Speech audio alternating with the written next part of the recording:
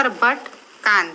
જન્મ 20/11/1863, અવસાન 16/6/1923.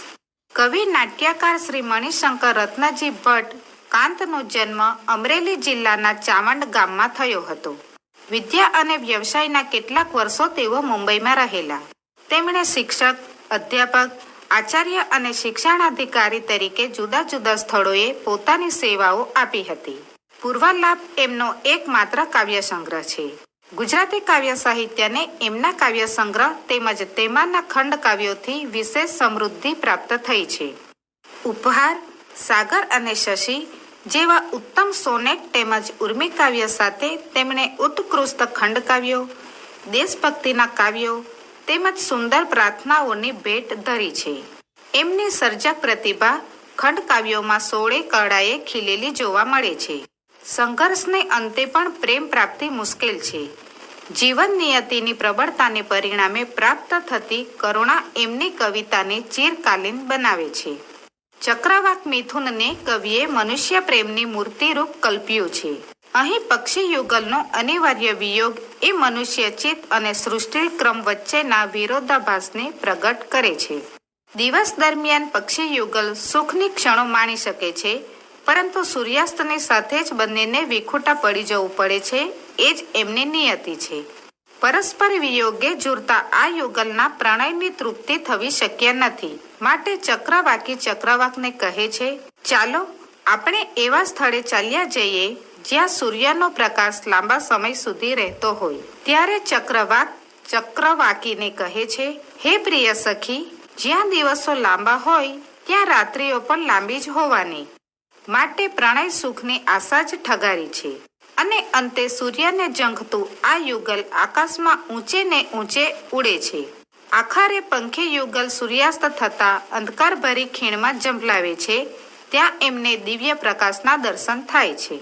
આ દિવ્ય પ્રકાશનું દર્શન કવિની સ્વીડનબોર્ગી ધર્મ શ્રદ્ધાના પરિણામરૂપ છે. તેમની ઈશ્વર સંબંધી બદલાયેલી માન્યતાનું એ પરિણામ છે. તેમની ઈશ્વર સંબંધી ધર્મ શ્રદ્ધા બદલાઈ ન હતી ત્યારે ખંડ કાવ્યની અંતિમ પંક્તિ હતી કે અહીં ચેતન એક દિશે નહીં. ધર્મ શ્રદ્ધા બદલાતા પંક્તિમાં ફેરફાર થયો કે અહીં અચેતન એક દિશે નહીં. એક પંક્તિના આ ફેરફારથી સમગ્ર કાવ્યની અર્થછાયા બદલાઈ ગઈ. કાંતની સર્જન શક્તિ તેમજ કાવ્ય સામર્થ્યનું આ જ્વલંત ઉદાહરણ છે. ચક્રવાક યુગલની બીજી દુનિયાની ખોજ સફળ થાય છે. સર્વત્ર પ્રકાશમય ચૈતન્ય જ જણાવા લાગે છે. આ રચનામાં ભાવાનુકૂળ છંદો વિધાન થયું છે, જે નોંધનીય છે. પ્રસરી રહી ચોપાસ શાખાઓ શૈલરાજની, ન જણાઈ જશે કેવી સંધ્યા એ મધ્ય આજની. આ પંક્તિમાં કહેવામાં આવ્યું છે કે શૈલરાજની શાખાઓ ચારે તરફ પ્રસરી રહી છે. એમાં આજની સંધ્યા કેવી જશે એ સમજાતું નથી. સરિતાના જલ કૃષ્ણ જરા થયા, કિરણ સૂર્ય તણા શિખરે ગયા. સભયનાથ પ્રિયા હૃદયે ધરે, વિરહ સંભવ આકુલતા કરે. આ પંક્તિમાં કહેવામાં આવ્યું છે કે નદીના જળ થોડા શ્યામ થઈ ગયા છે ને સૂર્યના કિરણો શિખર પર પહોંચી ગયા.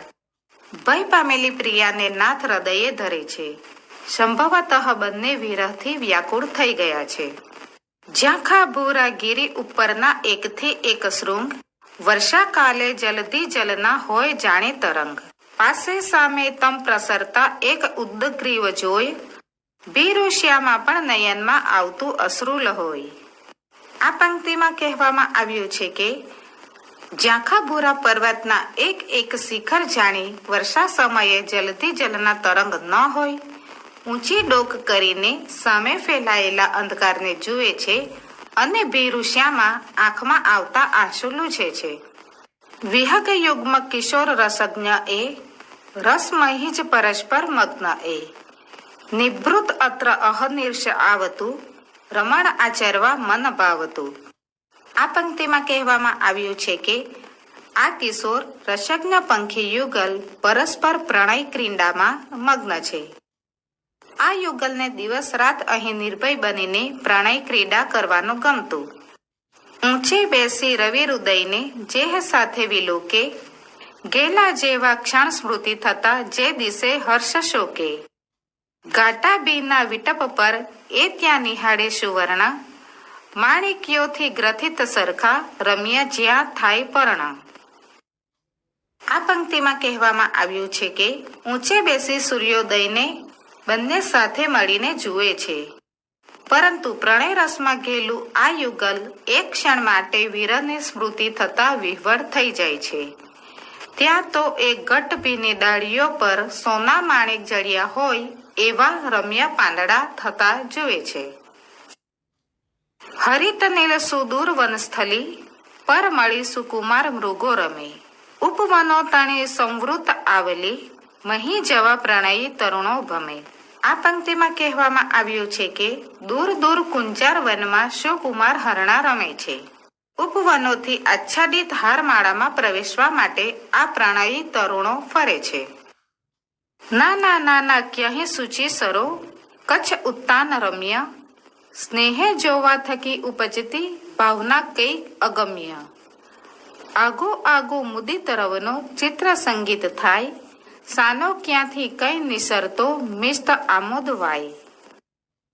આ પંક્તિમાં કહેવામાં આવ્યું છે કે ક્યાંક નાના નાના નિર્મળ સરોવરને અને પાણી જ્યાં છે તેવા પ્રદેશને સ્નેહથી જોવાની અગમ્ય ભાવના જાગે છે. દૂર દૂર આનંદિત મધુર સ્વરનો ચિત્ર સંગીત થાય છે, ક્યાંથી સાનો મીઠો સુગંધિત વાયુ વાય છે. અસર સુંદર અદ્ભુત રંગની સકલ સૃષ્ટિ નવીન ખરે બની, રવિ મરીચ બધે હિમને હરે, ગહનમાં તદંતર ઉતરે. આ પંક્તિમાં કહેવામાં આવ્યું છે કે આ સુંદર અદ્ભુત રંગની અસરથી સમગ્ર સૃષ્ટિ ખરેખર નવીન બની છે. સૂર્યના કિરણો ચારે બાજુ બરફની ઠંડી દૂર કરે છે, તે પછી એ ઊંડે ઊંડે ગહનમાં ઉતરે છે. શાખાઓમાં તરુવર તણી ચક્રવાકી છુપાતી, શોધી કાઢે દૈતી નયનો જોઈને હૃષ્ટ થાતી. ચંચુ ચંચુ મહી લઈ પછી પક્ષને પક્ષમાં લે, ક્રીડા એવી કઈ કઈ કરે મૌગધ્યમાં દંપતી તે.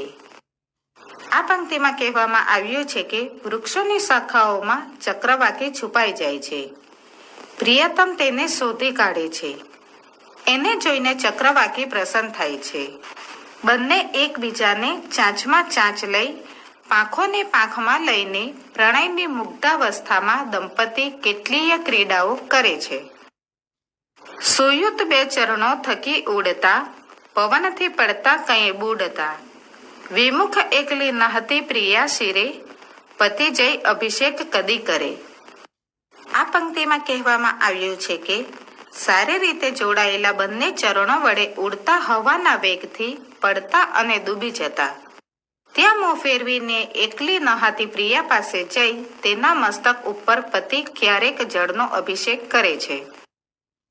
કાંઠે બેસી નજર કરતા આત્મછાયા જણાય, બીજાની ત્યાં પ્રતિકૃતિ ભણી એક દ્રષ્ટિ તણાઈ. પૂરા અંગો નહીં કઈ દિશે પ્રેમ તો તોય વાધે, જોતા જોતા મુખ અવરનો ગાઢ આશ્લેષ સાધે. આ પંક્તિમાં કહેવામાં આવ્યું છે કે કાંઠે બેસી નજર કરે છે તો જળમાં પોતાનું પ્રતિબિંબ દેખાય છે. પૂરા અંગો દેખાતા નથી તો પણ તેમનો પ્રેમ વધે છે અને એકબીજાનું મુખ જોતા જોતા ગાઢ આલિંગનમાં લે છે.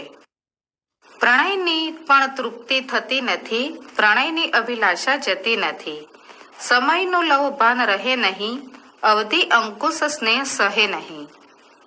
આ પંક્તિમાં કહેવામાં આવ્યું છે કે તેમને પ્રણયથી પણ સંતોષ થતો નથી, પ્રણયની અભિલાષા પણ ઓછી થતી નથી, બંનેને સમયનું સહેજ પણ ભાન રહેતું નથી, સમયની મર્યાદા સ્નેહ સહન કરી શકતો નથી. હવા રક્તદ્યુતિ ઉડી જતા થાય વૃક્ષો સરોષ, હવા ઠંડી મૃદુ વહનથી સૂચવે છે પ્રદોષ. આકાશે જ્યાં હતી વિચરતી દેવતાઓ ત્યાંથી, જાગ્યા પ્રેમી વિરલ સુખની મોહ નિંદ્રા મહીથી.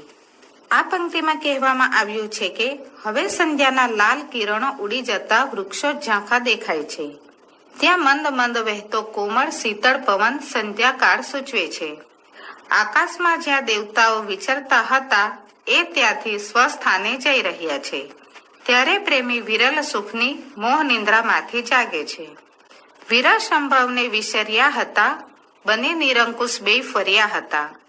જવનિકા તૂટતા સ્મૃતિ નાશની, નિકટ મૂર્તિ ઊભી વિધિ પાસની. આ પંક્તિમાં કહેવામાં આવ્યું છે કે આવનાર વિરહને બંને ભૂલી ગયા હતા. બંને નિરંકુશ બનીને ફરી રહ્યા હતા. વીરા સ્મૃતિનો પડદો તૂટે છે અને સામે દુર્ભાગ્યની મૂર્તિ ઊભી રહી. અનુભવે ન છતાં ક્ષણ એક તે, વિવશ મૂઢ નિરાશ જ છેક તે. સહુ થનાર ક્રમે નજરે વહ્યું, રુદન અંતરમાં ઉછળી રહ્યું. આ પંક્તિમાં કહેવામાં આવ્યું છે કે હજી વિરહ વ્યથા નથી અનુભવી, છતાં એક ક્ષણ એ વિવશ, સ્તબ્ધ અને સૌ નિરાશ થઈ જાય છે. જે થવાનું હતું તે એક પછી એક ક્રમમાં સૌ નજર સામે થઈ રહ્યું છે અને અંતરમાં રુદન છલકાઈ રહ્યું છે. અંધારાના પ્રલય જલથી યામિની પૂર્ણ ઘોર, સ્વેચ્છાનાવા કુટિલ કૃતિના મંત્ર અવ્યક્ત શોર. ઊંડાણોમાં પડી સૂઈ જતો નિષ્ઠુર પ્રાણકાલ, આભાસોથી થતું યુગલ ઉન્મત્ત એ સ્નેહબાલ.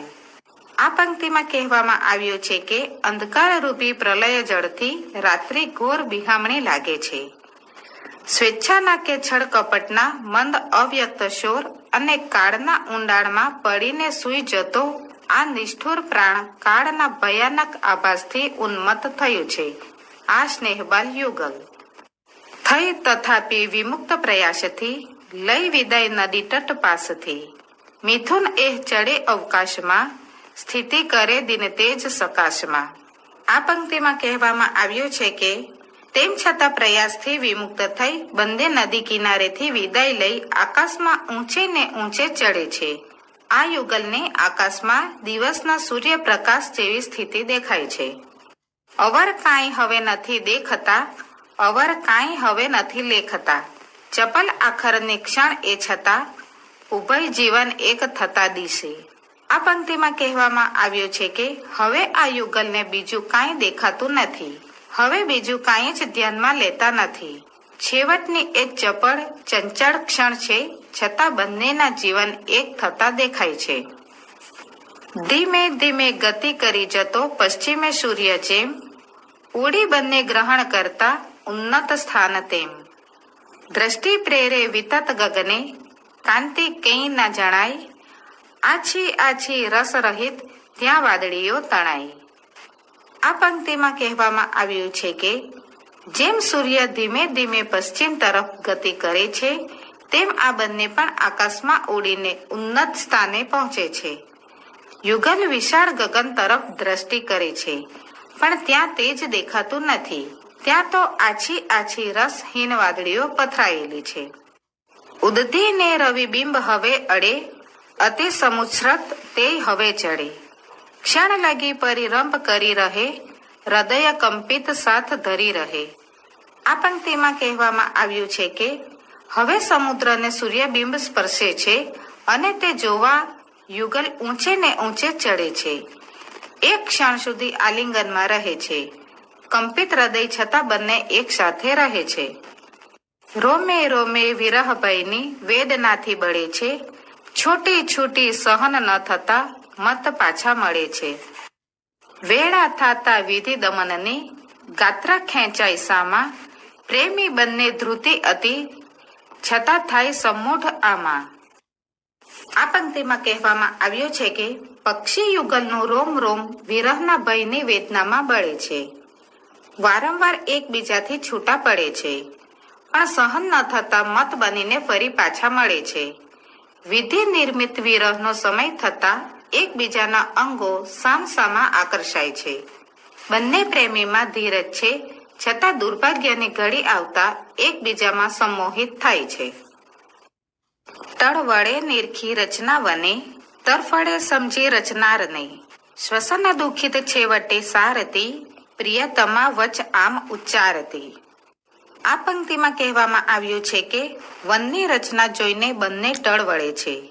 રચનારની સર્વોપરી સત્તા જાણીને તરફડે છે. દુઃખી થઈને નિઃશ્વાસ નાખતી પ્રિયતમા છેવટે આસો સારતી આ વચન ઉચ્ચારે છે. પાષાણોમાં નહીં નહીં હવે આપણે નાથ રહેવું, સાને આવું નહીં નહીં જ રે આપણે નાથ સહેવું. ચાલો એવા સ્થળ મહી વસે સૂર્ય જેમાં સદૈવ, આનાથી કઈ અધિક હૃદયે આર્દ્ર જ્યાં હોય દેવું. આ પંક્તિમાં કહેવામાં આવ્યું છે કે હે નાથ, આપણે હવે પાષાણોમાં નથી રહેવું. હે નાથ, શા માટે આમ સહેવું? નહીં નહીં, ચાલો આપણે એવા સ્થળે જઈએ જ્યાં સૂર્ય સદૈવ વસતો હોય, જ્યાં દૈવનું હૃદય આનાથી વધુ આર્દ્ર હોય. પ્રવદતા અટકી ગઈ એ અહીં અધિક ધીરજ ધારી શકી નહીં. થઈ નિરાશ હવે લલના રૂવે, મૃદુલ પીછ થકી પ્રિય તે લહુવે. આ પંક્તિમાં કહેવામાં આવ્યું છે કે આટલું બોલતા તે અટકી ગઈ, વધારે ધીરજ રાખી શકી નહીં. હવે નિરાશ થઈ આ લલના રડે છે ત્યારે પ્રિયતમ કોમળ પીછાથી એના આંસુ લૂછે છે. પણ હજી દિન શેષ રહ્યો જરા, નજર ફેરવી જોઈ બધી ધરા. પ્રણય વીર લહી સ્થિરતા કહે, અગર જો રૂજ અંતરમાં સહે. આ પંક્તિમાં કહેવામાં આવ્યું છે કે પણ હજી દિવસ થોડો રહ્યો છે. ધરતી પર ચારે બાજુ નજર ફેરવી જોઈ. પ્રણયવીર સ્થિરતા રાખીને કહે છે, જો વેદના અંતરમાં સહીએ. હા, શબ્દો આ સરળ સરખા, મર્મને તીવ્ર ભેદે, ગર્ભાત્માને સ્ફુરિત કરતા ધૈર્યને છેક છેદે. લાંબા છે જ્યાં દિન પ્રિય સખી, રાત્રિએ દીર્ઘ તેવી, આ ઐશ્વર્યે પ્રણય સુખની હાય આશા જ કેવી. આ પંક્તિમાં કહેવામાં આવ્યું છે કે હા, આ શબ્દો સરળ છે પણ મર્મને ભેદનારા છે. અંતરાત્મામાં પ્રગટેલી ધીરજને સાવ વીંધી નાખે છે. હે પ્રિય સખી, જ્યાં દિવસ લાંબો હોય ત્યાં રાત પણ એટલી જ લાંબી હોવાની. હાય, આ સંસારમાં પ્રણય સુખની આશા કેમ રાખવી? અવર કાંઈ ઉપાય હવે નથી, વિરહ જીવન સંહર્યે મથી. ગહનમાં પડીએ દિન દેખતા, નયન મીચી કરી દઈ એકતા. આ પંક્તિમાં કહેવામાં આવ્યું છે કે વિરહ દુઃખનો અને જીવનનો અંત લાવવા સિવાય હવે બીજો કોઈ ઉપાય રહ્યો નથી. દિવસ દેખતા જ બંને એક સાથે આંખ મીચી દઈ મૃત્યુની ઊંડી ખીણમાં પડીએ. પાછું જોતા દ્વિજ યુગલને અન્યથા થાય ભાસ, ઊંડું ઊંડું દિનકર સમૂહ કંઈક દેખાય હાશ. આહા આહા અવર દુનિયા ધન્ય એ બોલતામાં, નીચે નીચે ઉતરી પડતું વેગથી દંપતી ત્યાં. આ પંક્તિમાં કહેવામાં આવ્યું છે કે પાછું વળીને જોતા દ્વિજ યુગલને કંઈક જુદો જ ભાસ થાય છે. ઊંડે ઊંડે સૂર્ય જેવો પ્રકાશ કંઈક દેખાય છે. આહા આહા, આ બીજી દુનિયા ધન્ય છે. આટલું બોલતા જ દંપતી વેગથી ત્યાં નીચે ઉતરી પડે છે. અધિક એહ પ્રકાશ થતો જતો, જવ જનાર તણો વધતો જતો, અમિત એ અવકાશ તણી મહી, ક્યાંય અચેતન એક દિશે નહીં. આ પંક્તિમાં કહેવામાં આવ્યું છે કે એ પ્રકાશ વધતો ગયો, જનારનો વેગ પણ વધતો ગયો. વિશાળ એ આકાશમાં ક્યાંય કશે અચેતન જણાતું નથી.